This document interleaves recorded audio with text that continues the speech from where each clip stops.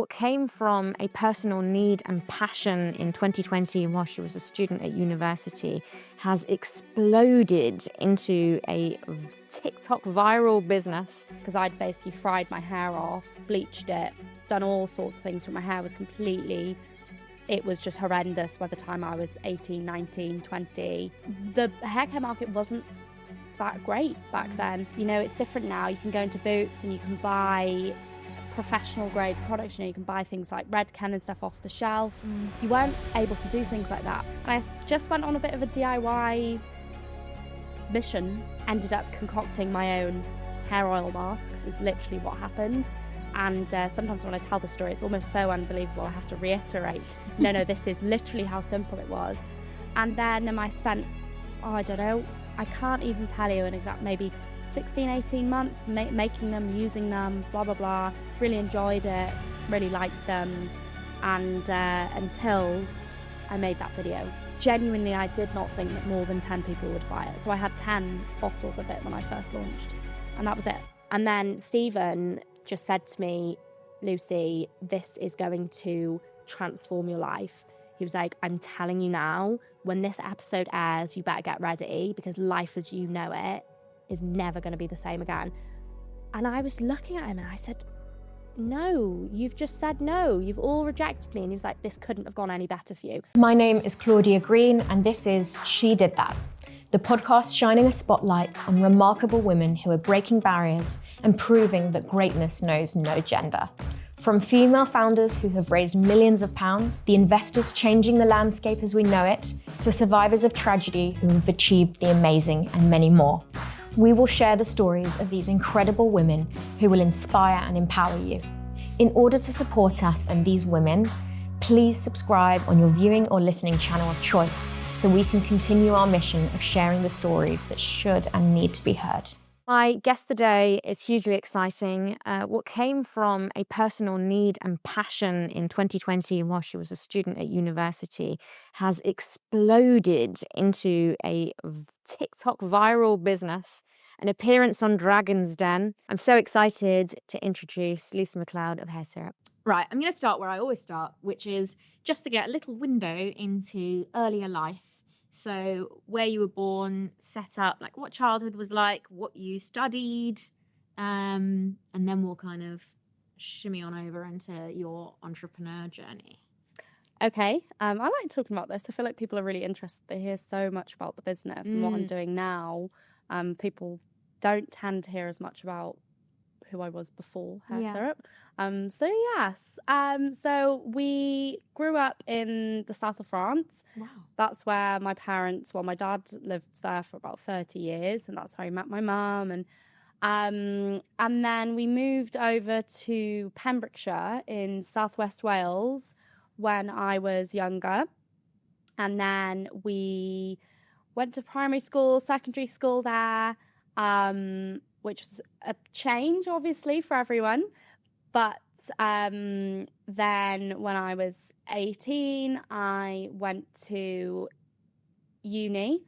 So I had been pretty academic when I was in school, and got my grades. So got into Warwick to study. Oh, that's a good university. Yeah, well, it's not quite. I've had my eye on Oxbridge, but I didn't quite make it. So Warwick was the next best thing. Yeah. So I was reading English Lit there. I had a really strange first year at Warwick, which led to me having a year out, which is very unusual because they're quite, they don't really allow for students to, just willy-nilly take time out. But I had kind of mitigating circumstances because of some things that had happened in my first year. So I took a year out. And in that year, I moved to London. So I was living there, got a few marketing internships, things like that, PR. So that was amazing. I think they were like, 3 months or something. So that was really cool. Got a good insight because I had no idea what I wanted to do before this. And I remember when I went to uni and I was with lots of people who, I had a really different time in my secondary school than a lot of my uni friends had because they, were all privately educated. So it's so different. Like they had such clear next steps and what, you know, a 5-year plan of what they wanted to do and what industry they wanted to go into. And I didn't even know that half of these jobs existed because we'd grown up in a rural place. And, you know, it was kind of like, I just had no idea that and then I remember being at uni and they said we'd have people like from Google come in and say, oh, you know, you can work for us. And I thought, oh my God. And then I was like, well, yeah, actually, of course, someone's got to work for Google. So it sounds really silly, but it was a little bit of a culture shock for me, really. So it was when I was at uni for first year and I heard about all these different fields that I could go into. I thought, wow, these all sound cool. So then, marketing, PR, really liked the sound of that. And then I went back to uni then, second year, and then got about, I don't know, however long it was, halfway through my degree. And then COVID happened. Oh my goodness. So we moved back home. I didn't see any point in staying up there. So moved back to my parents' house in Southwest Wales. And that summer was when I made that TikTok video about my own hair and about hair syrup. And then later on that year, then I started selling it. And that's kind of been my life ever since. I did stay at uni. A lot of people ask me if I dropped out. Or assume that I dropped out when I started the business or when the business became successful, but I didn't. I did them both at the same time, which almost ended me. But we're here to tell the tale. And then that's been my life really for the past however long. And hair syrup's just taken over ever since. I love that. Okay, so let's get into this.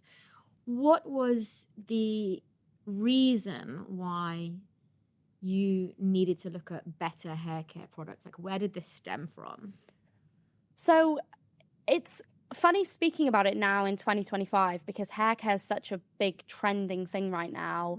And there's so much good stuff available on the market. You know, it would never happen nowadays. But back in 2018 or whenever it was that I started, because I'd basically fried my hair off, bleached it, done all sorts of things, but my hair was it was just horrendous by the time I was 18, 19, 20. And the hair care market wasn't that great back then. If you wanted to get, you know, any kind of, you know, it's different now. You can go into Boots and you can buy professional grade products. You know, you can buy things like Redken and stuff off the shelf. You weren't able to do things like that back then. So you had really limited range and it just wasn't a thing in the same way as something like skincare, for example. Obviously now it's gaining popularity.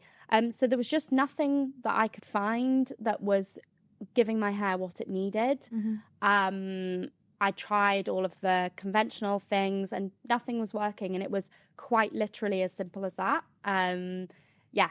Quite literally as simple as that. And then a few things happened. There's so many different things that played into hair syrup and it's hard to even pinpoint exactly when the idea was born or when exactly the domino effect started to take place because there were so many different facets to it. But I knew that I wanted to try something a bit more natural because the stuff that I'd been using, you know, I wasn't that keen on heavily perfumed products, etc. And one of the things I remember realizing was that all of these products that I was seeing on shelves, and I don't know why I thought this, I don't know why my brain thought this, but it did. And I can actually remember to this day thinking it when I was in TK Maxx. And it was TK Maxx that I was in. And all of these bottles were on the shelves and all of them were advertising and their main focal advertisement point or marketing messages were coming from fruits. So I remember they'd have like a big watermelon on the front or it would say with argan or banana, papaya, whatever it was. And then for some reason, I remember looking at the ingredients and actually realizing a lot of these products didn't have any of that inside them. They were just using them. Really? Yeah, to market. And they were scented like chemically scented? Yeah, but they didn't have any natural extract. And if they did, it was a tiny, tiny percent right at the end of the ingredients list. And all I remember thinking, again, I don't know why this happened in my brain. I don't know how my brain even works, but I put two and two together and I thought, well, if all of these big companies, if we're buying these products because they have coconut in them, banana in them, aloe vera in them, why don't we just use those products. Yeah, actually their- use them. why Well, they're don't we- more expensive, aren't they? Exactly. So why don't we use those products in their raw form? And then, of course, when I looked into it and I realised how expensive any sort of, raspberry extract, things like that, how expensive they were, I was like, oh, so that's why they don't use the real stuff inside them, or when they do, it's a tiny, tiny amount. So that's kind of how it happened. And I read a lot about natural ingredients, about oils, about essential oils, how they can help with all sorts of different things. And I just went on a bit of a DIY mission and ended up concocting my own hair oil masks, is literally what happened. And sometimes when I tell the story, it's almost so unbelievable. I have to reiterate, no, this is literally how simple it was. And then I spent, I don't know, I can't even tell you an exact, maybe 16, 18 months making them, using them, blah, blah, blah. Really enjoyed it, really liked them. And until I made that video. So that's how it happened. So had you planned, because obviously you'd had to choose packaging and bottles. So did you have it in your mind already? Like, I really want to build this into a proper business. Absolutely not. Really? If you look at old photos of hair syrup when I first started, the labels that I were using weren't even real labels. I'd printed them off using my mum's printer at home, like an Epson printer, and stick them onto the bottles. Like, if you saw the original hair syrups, you just wouldn't believe that they were that's the same brand as what you see on the shelves in Boots today. But that is what they look like. They were really Etsy, handmade, hand printed, hand stuff. Like that. Yeah, but I genuinely, I was giving a talk yesterday, and this is no word of a lie, I genuinely thought I might sell 10 bottles of the stuff. Never in my wildest dreams did I think this was going to become a business. It was something I was doing as a pastime. It was a hobby. It was something that I thought, well, everyone in my comment section says they've got the same hair troubles as me. If I can sell them a bottle of this and it helps with their hair concerns, job well done. But genuinely, I did not think that more than 10 people would buy it. So I had 10 bottles of it when I first launched, and that was it. That's incredible. So you made a TikTok video. Yes. What was in this TikTok video? I don't know if I've got it was a 3-part. So Yeah. I've got some. I don't know which, but I can't even remember which parts of it. But what I don't have is the actual post, because I deactivated the TikTok account that it was posted on. Yeah. But I think I've got, if not all, but some of the original video, and I've got the comments screenshotted from people asking if they could buy it. And it basically just said, this is the story of my hair transformation. This is what it looked like 2 years ago, whatever. Here's what it looks like now, and here's everything I did to get it from that to this. I spoke about the oils, how to apply them. I showed myself, different tips and tricks on using them. I said what shampoo and conditioner I use. I spoke about the different hair brushes I use, and it was just a really generic, it wasn't even just about the oils. It was a really generic overview of, this is my hair transformation. Like, when I tell this story, it's just almost so unbelievable. But that people watched that, asked me for it, and my response to that was months and months later, okay, and now that has led to me sitting here today. There was no business plan. There was no, I want to be an entrepreneur. I want to make loads of money. I want to set up my own business. I want to be my own boss. I want to work for myself. I want to be a viral TikTok brand. None of that. There was no such thing as viral TikTok brands. I didn't have an ambition that I was aiming for. You didn't know. No, that I didn't know what the possibilities were. No. Genuinely, and never ever in a million years, until about a year into running the business, would I have ever thought this was going to be anything. And it always really makes me laugh, because when I listen to other founders sometimes talk about, I didn't know that it would be big. But then when you dig into it, they spent like 20K to set their business up. And I'm like, well, you must have thought it was going to be something, because you wouldn't invest that much money into it. But with mine, it really was a genuine, I did not think anything would come of this. I was hand making the product. It's not like I ordered them. No. I hand made them. So no factory. No, nothing. The only real costs that I incurred at the beginning that I was like, oh, I won't get this back, is the money you have to spend on getting the formulas tested to make them legally compliant to sell. But apart from that, the only things I was spending money on was enough product to make those 10 bottles, and the bottles, the boxes, whatever else was coming in. But yeah, no, it does. When I tell people it was never supposed to be anything, I literally mean that. And it's not just, oh, it was never supposed to be a multi-million business. It was never supposed to be A business at all. It was just a little, what I genuinely thought would be an Etsy side hustle that I might do for 6 months whilst I was at uni, if I was lucky. And then another thing that I thought when I was doing it was, because I knew I liked marketing and PR and branding and things like that, and digital communications, etc. So one thing I actually thought was, oh, I could be really clever about this. So say I spent, and people ask me, how much did it cost you to set up? I have no idea. I can't remember. I don't know. I wasn't keeping track. It was just bits here and there. Yeah. I don't know. I couldn't tell you. Did it go TikTok viral immediately? Or was it like a gradual thing? Like you went to sleep, you woke up and you were like, oh my God, there's hundreds of thousands of people. Like, how did it actually work? So the growth over the first year was pretty manageable. We grew, if I'd been consciously starting a business, I would have done what, people do nowadays, which is screenshotting my follow account every month and seeing how much was going up. But I just don't know. I don't know when I hit 50,000 followers because I just wasn't keeping tabs. And it didn't matter to me. Honestly, all I thought was people are buying my product, they're using it, they're really liking it. So that's enough for me. We went pretty, viral early days on a few videos. So people used to love during lockdown packing orders with me. Do you remember those in lockdown? They're very therapeutic. Yeah, and we still do them now. But yeah, pack an order with me, ASMR videos, all of that sort of stuff. Is it that sort of thing? Yeah, the nail tapping, That's a good one. Yeah, exactly. People loved it. So I had a lot of viral videos, like that. And people, I'd make a video saying, oh, we give out free scrunchies with all of our orders, and that would get 300,000 views. It was so easy to go viral back then compared to now. It's really tough. But do you know what?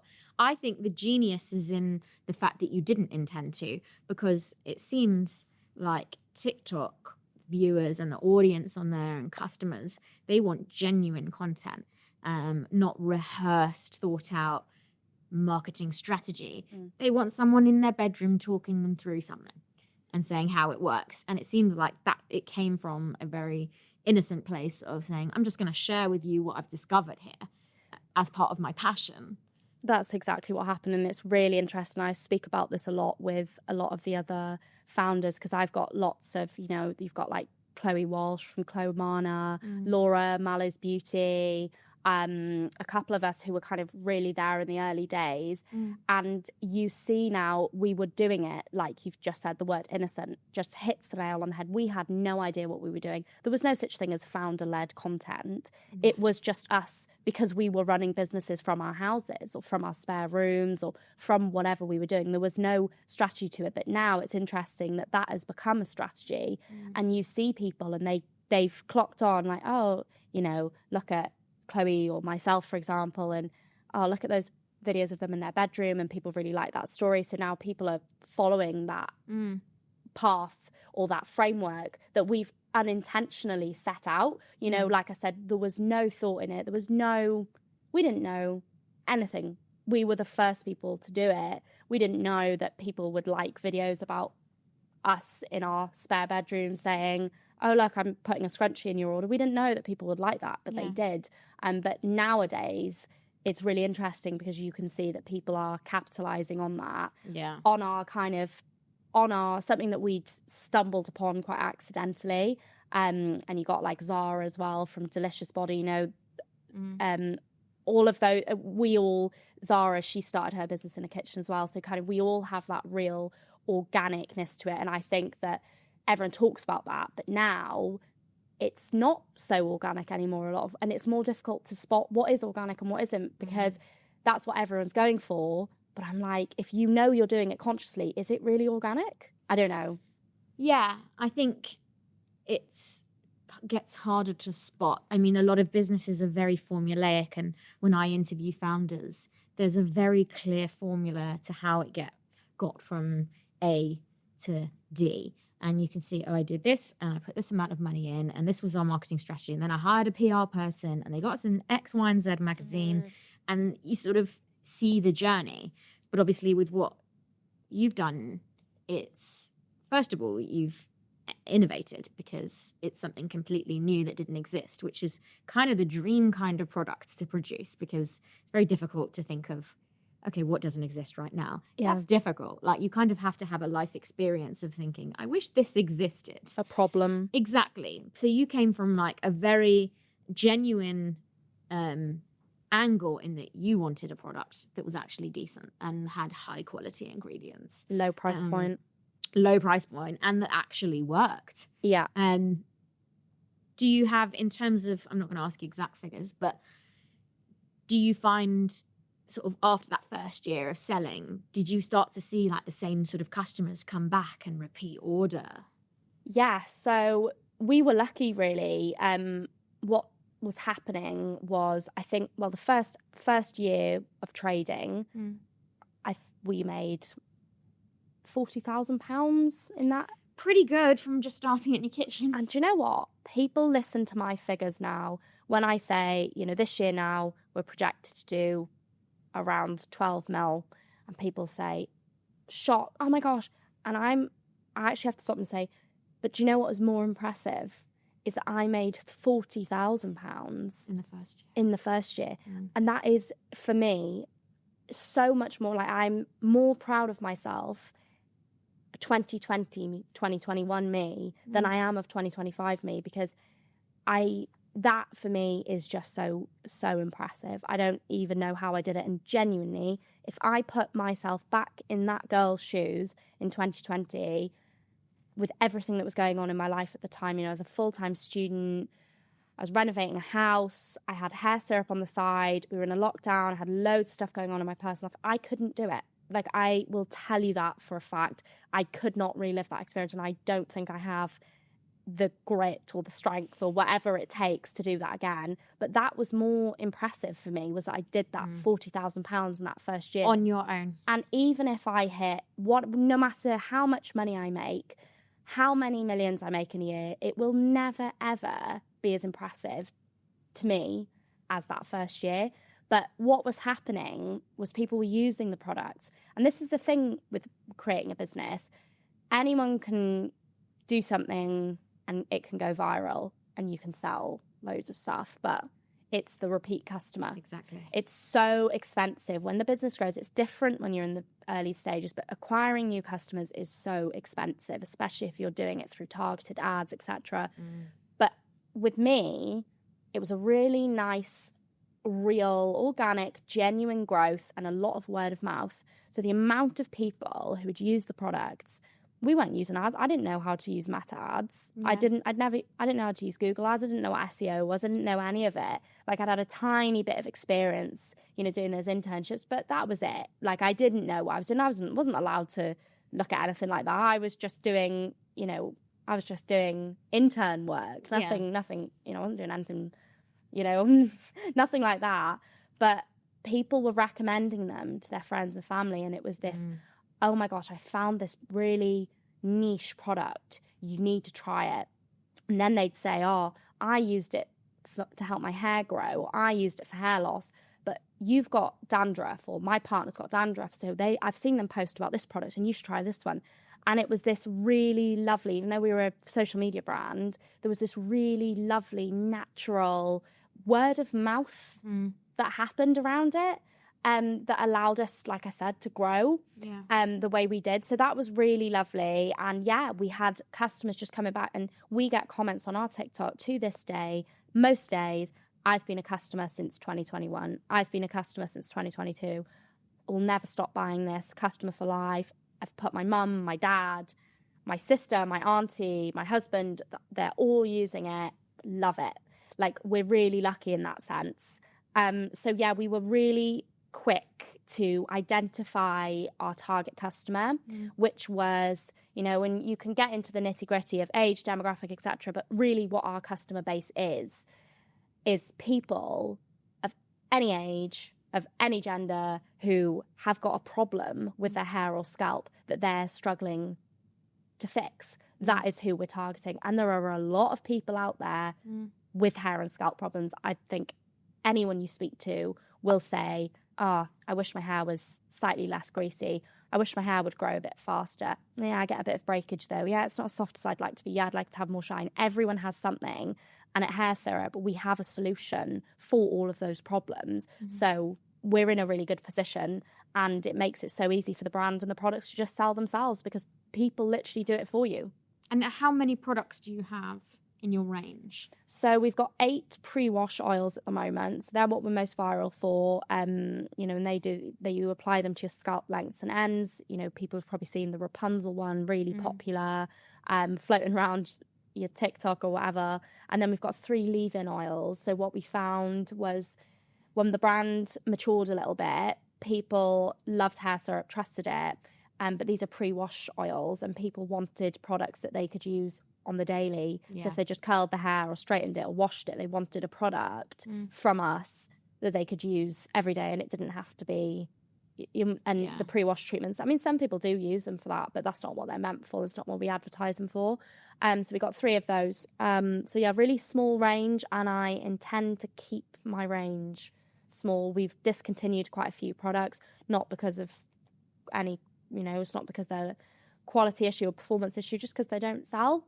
So yeah, we try and keep our range nice and tight and make sure that any product that we're bringing out is solving a problem, a genuine problem that people are having, and we're not just developing for the sake of developing. Yeah, that makes sense. And at what point in this journey, if you remember, did you think, okay, I can't do this on my own. I really need a team? Well, I was lucky because we were in lockdown. So, oh my gosh, it's so funny. And I hope she doesn't mind me saying this, but my first ever employee, full-time employee, she still works for me now. She's absolutely amazing. Like, couldn't be without her. And I know her boyfriend's mum, and her boyfriend's mum had heard about what I was doing and etc. And she'd asked me quite a few times. She said, you know, Libby would really like, you know, Libby would be great. I think she'd be so great to work for you. And I'd said, yeah, I can't have someone working for me yet. I'm working out of a conservatory, can't get a premises, blah, blah, blah. And she's such a great business owner because she is the most sort of tenacious person. And she was just like, yeah, but I know, I've got this feeling, I know. And anyway, she did end up working for me, of course, but I couldn't hire anyone until the COVID restrictions had lifted and until I could get a unit. So I had a partner who I was with at the time and my mum, and they both were basically helping me. They were both self-employed, actually, which made it so simple. And yeah, they were just helping me from home, which was really convenient. And we all had very different skill sets. So we were able to fill areas that the other one, you know, I was very creative and very much on the customer facing branding. You know, my mum did the finance stuff. So we all kind of filled in the gaps. Yeah. And we all lived in the same house. So we didn't have to worry about COVID's bubbles. No. And you could work all the time. And that's what I did. I worked all the time. Yeah. So that's intense, but pretty special journey to go through. Now you look back at all of it. Yeah. So I can't remember when exactly they started helping me and on what formal capacity. I could not possibly tell you. But maybe a year in that they started doing it properly. I can't remember, but it was in March-ish time of 2022, where I had my unit and I took on employees then. And I knew I needed a warehouse and I knew I needed staff because we were getting wholesale inquiries from retailers. Wow. And my mum and dad never wanted me to set the business up. And, forbid me to do it in their house, but I did anyway. But when it came to shipping pallets out of their house, they said, no, this is too far now. We're not having pallets shipped in and out of this house. That's ridiculous. We've got steps going up to the house. You can't do this. So I was like, right, okay, yeah, fair enough. I'll stop. And then, I got a unit and got a team then. So how do your parents feel now about your subsequent success? Well, I always laugh about it because it's like, I always say that it's taken me to get to, 8 figures before they're like, okay, yeah, this is actually a serious 8? business. Not even 6? No. Yeah. 8 figures before I feel that they're genuinely like, okay, this is a business now. I just think, they always just looked at me as their child and a little kid, and they saw hair syrup in the same bracket. My mum obviously works in the business now. What's that like? Interesting. She won't mind me saying that because we're just chalk and cheese. And it took us a long time to be able to work together because we were so different. But I think in the last maybe 6 months, we've really come to understand that our differences are what makes us work so well together. Yeah. Whereas a year ago, I was like, you don't get me. She said I didn't understand her, and we just thought, you want to do it your way, I want to do it my way, and we just constantly butted heads, and we just saw it as an obstacle, and it was like, why can't you be more like me? Why can't you think more like me? But now, of course, the business has grown, and we see it's just completely flipped. So we've both learned a lot and changed a lot, as people during this experience. And we've learnt to embrace each other's differences rather than try and mold each other into being more like us, because the business would be an absolute catastrophe. Like, if everyone was like me, oh my gosh, it would be chaos. I hate spreadsheets, and I don't like filling in forms, and oh gosh, I hate Excel and spreadsheets. I'm rubbish with logistics. I just can't get my head around any of that stuff, and I don't like, I'm not very good at any of that sort of stuff, and I hate finance, and I'm much more creative and blah blah blah. But execution, I can. Oh, you can clearly execute, but to what standard? And when it standard enough to maybe a certain level of the business, but then now that we're upping our game, it's like, all right, okay. And it's just people are better placed in different areas. And that's what we found with it. So it's interesting testing. But like I said, we've learned to respect and understand each other's differences. 1 year we grew 967% in revenue in 1 year. And it's unimaginable, the stress that we all went through. Well, the 3 of us went through. You obviously, the staff they don't fully see everything. No, and you don't let them. You got to cushion them from. I mean, they were pretty amazing. Like I said, Libby especially, and I had some really, and another girl who used to work for me. And they would do the overtime, and we'd get a takeaway in, and they were just amazing. Just couldn't have done it without them. I think for me, it's the emotional maturity that I definitely lacked as well.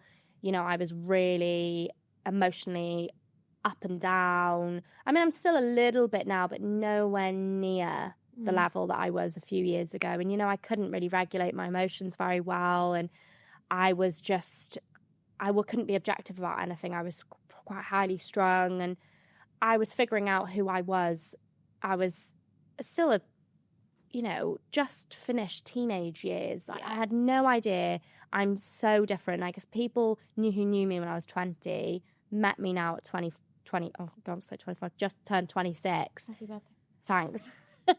They would be like, who are you? Because I'm really different. I mean, I've always been the same person in my nature. Yeah, fundamentally, you're the same. But I'm the same. I mean, I'm 35 now, and when I look back at when I was 25, like, the core values are the same, but an entirely different person. I think most notably, I'm much more strategic before I speak. So I'll go away and think about something, or is this worth it? Whereas when I was younger, it was just and that's not saying that's the case for all people in their 20s, people mature at different ages. And I know people in their 20s who have emotionally matured so much quicker than I ever did. It personally took me a really long time. I think the worst part is that I truly believed I was emotionally mature, described myself as emotionally mature. Now I look back, I think, I definitely wasn't that. Honestly, and do you know what? I was exactly the same. And when I was younger, in my early 20s, I was just so sure. And even if I was so kind of principled to a point where I just wouldn't let it rest, and to a point of self-destruction, because you just think, I was so fixated on, well, no, this shouldn't be, because this is wrong, and that shouldn't be allowed to be like that, because that's not very nice. And I could really see, and I'm still a little bit like it now, I could really see what's right and wrong, but I just couldn't let go of things. And at the time, it does more damage than good. And I've honestly grown into a person where I just think, do you know what? I don't need to hold on to these things, or what people do to you, or what you perceive to be right or wrong. It just doesn't matter.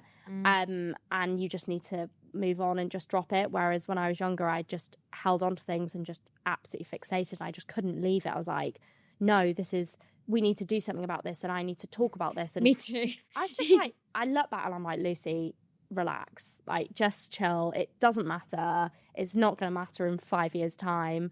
So I just think I am a lot more chilled as well than I was. But I had a lot on my plate, and but fair play. Do you know what I mean? And do you know what I've learned in my older wisdom? I'm sure in 10 years' time I'm going to say, can't believe I thought I knew it all then as well. But what I've learned is the best revenge is moving on and being successful. There is nothing you can say to another human being that will be as powerful as saying, if you want to be like that, or you have low morals, you be you, I'm going to stick to my guns. And you move on and you say, I don't care. There's nothing more infuriating. 1,000,000%. And I just think I don't even wish bad on people. And like you said, going out and seeking some sort of revenge for this, that and the other, it's not the way. Well, it detracts from your journey and your success, which ultimately is much more important than having the last word, or trying to fix a wrong that will never be fixed, because you can't. If people are rotten, they're rotten. You can't. And you know what they say? What do they say? Rotten fruit falls on its own. Whatever the saying is, or and it's just like, it is true. It might take a while. And I just think, do you know what? I'm really good now at compartmentalizing things, I think. And I'm 26 now, and the only thing I see, and this is, again, a piece of advice I would wish everyone would listen to, but sort of thing, if someone had said this to me when I was 20, I would have said, oh, well, I already do that, even though I wasn't. But genuinely, one-track mind, like, you just need to focus on your future, your path, what you're doing, and everything else. It's of no consequence to you. And anything that's not you looking forward at what you're doing, where you're going, if you're looking around at other people, you are literally, you're flagging behind. Like, you just need to focus, move forward. And like I said, anything else is just noise and distraction. Were there ever any wobbly moments where you thought, oh, not sure I can focus? Because nobody is focused 100% of the time, 24 hours, 7 days a week. Everyone's got a bit of a, do you know, I want to watch Netflix in bed tonight. I don't want to finish work. Do you have that? Or are you genuinely that disciplined that you have never, ever gone off track even slightly? No, I mean, for the first few years of the business, I didn't socialise really at all. But partially it's because we were in lockdown, and places weren't open and all of that sort of stuff. And I was a bit of an introvert actually for a few years, again, owing to a couple of different factors. I'm not naturally a very introverted person. But, as soon as the kind of lockdown restrictions were lifted and all of that stuff, I have a pretty decent, well, I think people would disagree, but I think I have a pretty decent work-life balance. But I'm lucky because a lot of my social life and work sit hand in hand.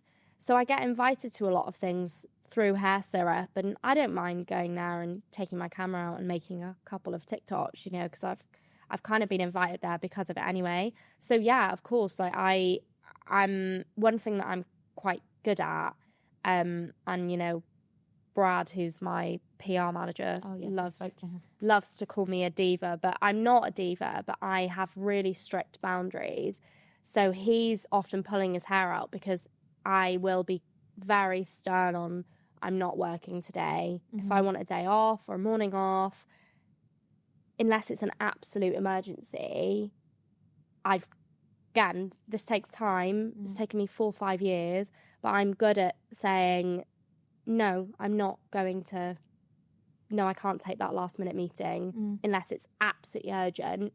No, I can't do that because but yeah, no, I'm good at but then again, I don't know, I blend it all together. Like I'll be sitting watching Netflix, but then I'm on my laptop. Yeah. So it's difficult, really, you know. But you don't mind it. That's the key thing. If you don't mind, you've got Netflix on, kind of enjoy it. You order a takeaway for dinner whilst also working, and that you find, you know, derive pleasure from that. That's fine. I love doing that. Yeah, and hair syrup is my life. You know, it's such a big part of my identity, and it's my whole world. Yeah, everything about me, and I just couldn't imagine a day ever going by without me thinking about it every hour or so. You know, it's everything the business is, and it's not just the business itself, it's just being an entrepreneur, being a business owner. It's such a big part of me. And everyone says to me, oh, I bet you can't wait to sell up and retire. And I'm like, I could never imagine myself even retiring. I was thinking, No, you wouldn't retire. You'd go on to do something else. Your next thing. Yeah. I was going to ask, is there a wild number out there that someone could pull out that would make you sell? There is, but I don't know if I could say it publicly because I'd get so much stick for it. And then it would be one of those moments where everyone Stick from who? I don't know. It's just like you say, I feel like whenever you talk about money and stuff, especially online, people can get really like, I made this video about, Lucie posted a video on our TikTok about one of the work vans that we were driving. Yeah. And I'd said in the work van, I'd said in the video, like, oh, this van, you know, it's like 60 grand van. And we had about 100 comments from people being like, there's no way this is, and people just get really uppity about it. People are angry, aren't they? And I'm just like, chill. Like, well, it is for a start because I bought it, but I was like, it is for a start. But secondly, I just feel like any especially big figures, people just get really, I have a different attitude around hair syrup. But anyway, I had this figure that I thought, yeah, I could sell for that and I'd be happy. And then Dragon's Den happened, which has obviously completely changed the business. And then we've just expanded internationally. Oh my God, so it's about to get a whole lot bigger than you thought. About to get a whole lot bigger. And we've had certain conversations and meetings that would send the business, if they went well and if they went ahead in the next year or two, the business valuation would 10x again. Oh my goodness. So L'Oreal, get your checkbook. So, and then it's all good and well, though, having these figures in your mind. Yeah. And you can do a multiple, you know, you can do a multiple and you can say, look, these are my projections. This is, you know, what the brand's, you know, essentially worth. You can ask your accountant to do it, whatever. And anyway, it wasn't until I got approached. So we get all the time and have done for, especially since I've been on Dragon's Den, you know, I get investment offers all the time. Have you ever taken investment? Nope. Oh my goodness. So this is ground up, no investment, organic growth. Yeah, and we're keeping it that way as, you know, as long as we can. But there is one offer that's caught my attention. Like I said, I get emails every single day about it. And the Dragons did say to me, like, you know, you'll have money thrown at you if you actually need and want to raise. And this VC in particular, I've got a few kind of links to them. I know I've got, you know, I mean, what is it? The six degree theory or something. But I know a few people. You can tell me the name after I know all of them. Yeah. So anyway, we so they contacted me, and they're the only ones who I thought, oh, do you know what, actually? And they said to me, these are some of the businesses that we've been a part of their exit. You know, we've seen them through, scaled them from X to this, whatever. And we think that you, as a hair care brand, an independent hair care brand, we see you exiting in 5 years for this much money. Mm. And it was 4 or 5 times the figure that I'd had in my head. And it was that validation. This is what these people do. They invest in companies to sell them. And to have them say to me, we see this as a business that can sell for blank in the next 3 to 5 years, that was just, oh my gosh, it just shook my world. And I thought, what? And that's not me saying it, you know, that's a seasoned professionals yeah. who've exited very successful businesses. Exactly. It's a big deal. Exactly. And have done for a decade. So I was just like, wow. When they said that, I thought, okay. And like, I didn't have any real ideas or ambitions or strategies around exiting, but hearing things like that, it kind of makes you think, well, gosh, maybe I do need to take this a bit seriously, because I've got something big here, and I gaslight myself every single day and into being like, oh yeah, well, it's just a little business and we're just selling hair oils. What? And you're on track to make 12 million this year? Yeah, but I still say that to myself. I still say, yeah, but we're just selling hair oils. But I think it's my coping mechanism, just so I don't get overwhelmed. You went on Dragon's Den. It propelled your business forward in many ways, but I would just really like to hear your story. What made you decide to go on Dragon's Den? Was it publicity, money, both? And what was your experience like? So, I know this isn't technically allowed. We obviously went on for the publicity. I wasn't really in a position to be I didn't need the cash. I wasn't in a position to be taking on an investor. And they were totally right in a lot of, you know, what they'd said to me. I didn't really understand even what it meant to have an investor. And they actually were laughing at me because I said, God, you are in such a good position, Lucie, because you don't even know what you need an investor for. So you are in such a good position, and you definitely don't need one because you don't even know what you'd use them for. And I've done it all myself anyway now, you know, a year and a bit down the line anyway. Don't need you, Stephen Bart. I mean, I could still do with them. I think, you know, their expertise and stuff, obviously.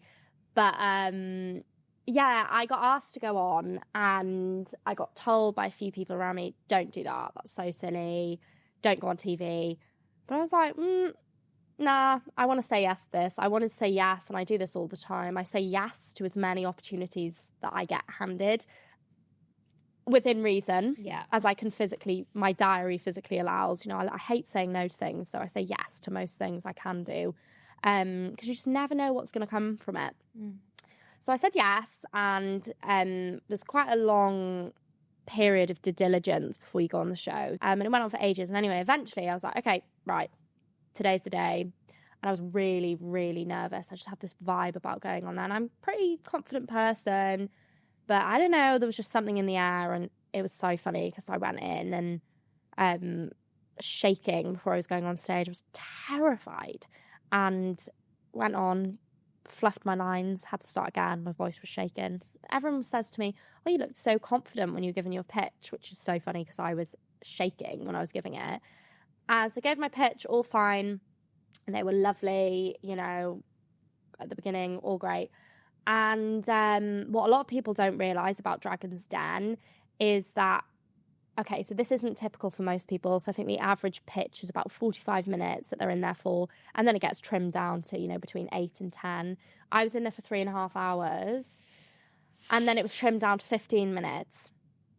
And 3.5 hours. So if anyone... So intense. Yeah. And if anyone ever says to me, you know, we get comments about it all the time on TikTok.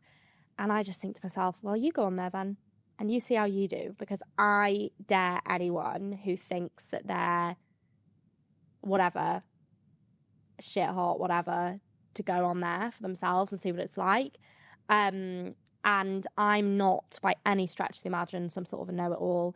And I went on there completely, well, you've probably seen, and it's not as if I'm putting a show. This is just genuinely who I am. I'm pretty humble about stuff. And I went in there completely open-minded, 24 years old, bootstrapped, accidentally fallen into this crazy viral world and now this big business, and it was all spilling out of control. And that's one of the main reasons I wanted to go on Dragon's Den, and I agreed to it, was because I felt like everything was bubbling out of my control and I needed to put some sort of a lid on it. I needed to contain it somehow, and this big business was getting so big and so scary and so overwhelming, and I didn't feel like I could do it by myself. So I was like, they will come in and they'll save me. And they knew that that's what I thought as well. Like, yeah, okay, I went in for the publicity, but I also saw the dragons as some sort of a safety net. I saw them as this savior. Are they going to help me? They're going to make it all okay, and they're going to tell me what to do. And they said to me, in no uncertain terms, are we going to tell you what to do? You've got so much potential. You can do this by yourself. Like, you don't need someone to tell you. You've got this far alone. You're doing amazingly. And they came across as really, really mean on the actual show. But they were all lovely. It's a TV show, like that's how they're going to be on camera. They're going to be, they're dragons. They're not bunny rabbits or something, Like if only it was called Bunny. I know. Well, one of them said that it was not Bunny Rabbit's Den or something, because I was like nearly crying, and they said, "Look, Lucy, like chill out.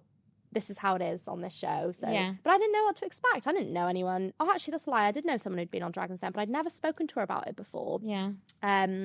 So I didn't know anyone in my close vicinity who'd been on the show. I didn't know what to expect.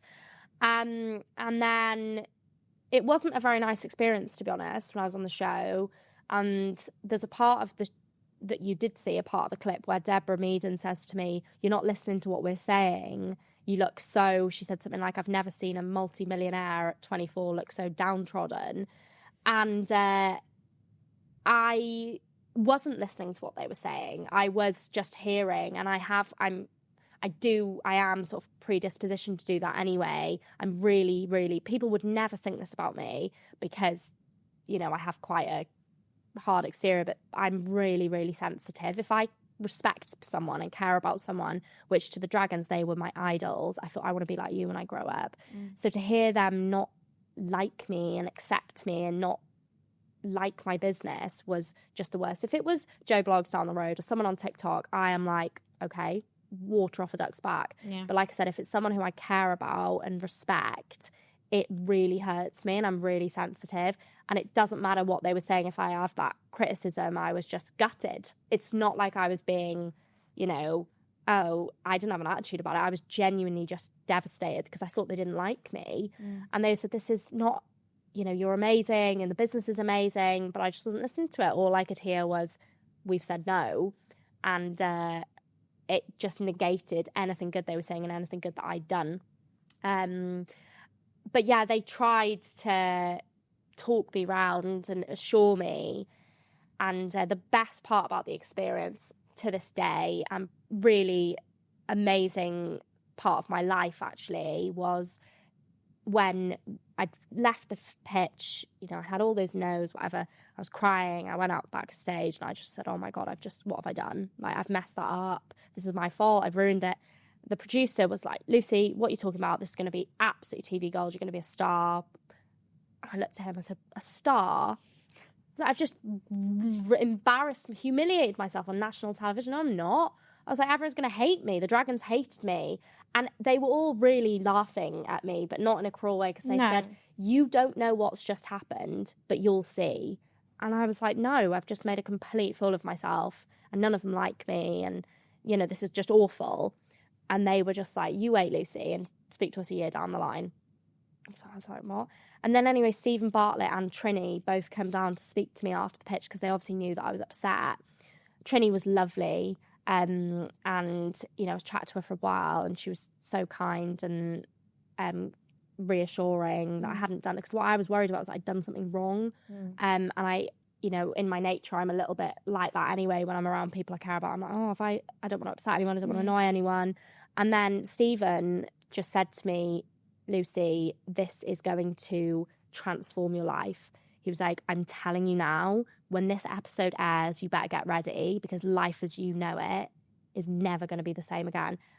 And I was looking at him and I said, no, you've just said no. You've all rejected me. And he was like, this couldn't have gone any better for you. Because Stephen knows marketing and he knows business and especially this generation of it. Stephen Bartlett is the godfather of it, really. Yeah. And he said, I'll speak to you in a couple of months after the episodes aired, and you will be thanking your lucky stars that you got rejected the way you did.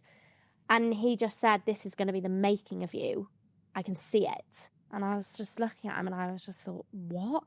And for a while, I didn't know whether he was saying it to make me feel better about myself. But I was like, I don't think he strikes me as that sort of guy. I don't think he's some sort of sugarcoater who's going to just tell me something to make me feel better because I'm crying. But I didn't want to believe that what he was saying was true because I didn't want to get my hopes up. So everything he'd said about life after the Dan has become true and better still. And, you know, he comments on my Instagram posts from time to time and still follows us. And it's exactly what everything that he said would happen and predicted. I mean, he should say something about this because he really did predict exactly what would happen in my life after that episode ad. And I don't know if that's just his experience or whatever, but yeah, he completely got it bang on the money, and everything that he said, like I said, just came true. He said, you'll be, hair syrup is one thing, and he was like, you're going to be so much bigger than hair syrup. It's not just going to be hair oils, it's going to be you. And he said, people are going to know you, they're going to want to speak to you, they're going to want to learn about you. And he was like, you're going to capture people's imaginations, and I just don't see that in myself. So I just said, really? And he said yeah. And he was like, I promise you. And he did, he promised me. And look what has happened since I went on Dragon's Den. What has happened since Dragon's Den specifically? I mean, what hasn't? Like how much were you making in the business before that aired versus 6-12 months after it aired? Well, we made 5 mil to the year end to when it aired. And then, like I said, this year we're projecting 12 mil, and we'd put a projection for 2025 is 6.5 million, which obviously we've exceeded that. I need to redo my intro of you. I put on track to make 6.5. Yeah, it's changed now. She's on track to make £12 million. Yes, so that's what it's changed to. But the revenue went up by 66% after the episode. You know, of course, we had a spike in our sales and, you know, lots more D2C stuff. But it's what's changed in my life that's been the real accelerator. You know, every week I'm doing podcasts, I'm getting interviewed. You know, I won the Sunday Times Young Founder of the Year award presented by Ben Francis from Gymshark. Like, that is so mind-blowing. And if you'd told me a year ago, I would never, ever have believed you. And if I hadn't gone on Dragon's Den, I would not have won that award. They mentioned it when they presented my award. Really? They said it's because of what we did after Dragon's Den. It wasn't the appearance, it was the way that we managed the marketing campaign after it, and the way we took that rejection and turned it into rocket fuel, really. And they mentioned it, they said something like, she took her Dragon's Den rejection and against the odds, you know, continued to grow in a thriving business. And it's just this whole thing, like we've had Sky News did a feature episode on us. I've been on, you know, the Numbers Game. I've been interviewed by the Sunday Times. You've been on She Did That. I've been on She Did That. I did a podcast with Grace Beverley for Adobe. You know, it's just absolutely insane the way and my incredible. And, you know, Lucy and I, like my social media manager and I, people refer to us. I mean, I would never do it myself. People refer to us, though. They say, like, you girls are like influencers. I'm like, no, we're not. And they say, yes, like, you are. And I have people, you know, and they say, can I have a photo with you? And I'm like, what? So for me, it's just mind-blowing. And that's all because I went on Dragon's Den. And it has changed my life in so many different ways, and the content we've been able to make from it, the marketing, the story we've been able to tell is just, you can't put a price on. Yeah. You can't put a price on it. Yeah. But it's funny because people say to me, oh, okay, well, do you think I should go on Dragon's Den then? Because you went on, and look at all these amazing things that have happened since you've done it. And it all comes back to that same thing that we spoke about right at the beginning. And it's that innocent naivety that I had. Yeah. That means that every step I take and move I make, it's coming from a complete, open, clean, honest heart. And unrehearsed. Unrehearsed. And if I had gone into Dragon's Den thinking, oh yeah, I'm going to go on and then I'm going to be this, you know, UK's 13th fastest growing company, and I'm going to be winning Female Founder of the Year and Young Founder of the Year, and I'm going to be getting this award, and I'm going to be doing this, I'm going to be doing that. It's just not the right motive. No. I don't feel anyway. No. I just don't think that that's how you should approach things. I think you need to do things that feel right for you, not what have gone well for other people. And when people say it to me, someone actually said to me, oh, well, I'm going to do it because you made loads of funny content after this. And I remember looking at their TikTok page and I was like, but it's on brand for Hair Syrup. Yeah. We post funny content anyway. Yeah. So it made sense, it aligned. But I thought, if you've never posted a funny reel in your life, why would you, it's a bit random, isn't it?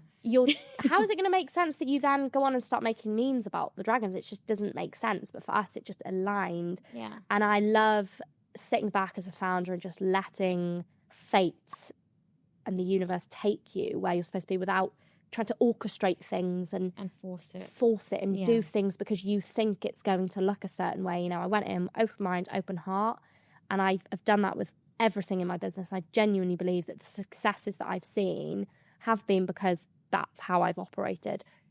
They're very, very authentic, and you can see that come through. Hope so.